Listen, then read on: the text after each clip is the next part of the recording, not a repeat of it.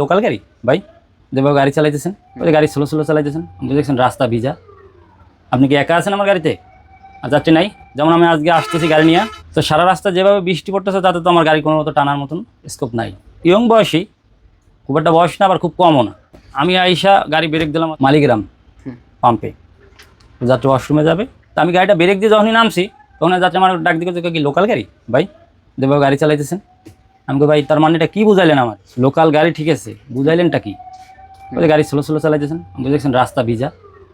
আপনি কি একা আছেন আমার গাড়িতে? আর যাত্রী নাই? তো ওনার সাথে পিছনে আরও যে যাত্রীগুলো নামতেছিল, তো ওনারাই উনি দমক দিলেন, না ঠিকই তো আছে, ও তো তারা ওরার দরকার নেই।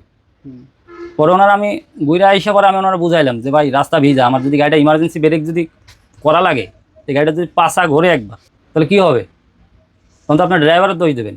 ধীরে সুস্থে যান, গন্তব্যস্থানে আল্লাহর রহমতে ভালো মতন যান।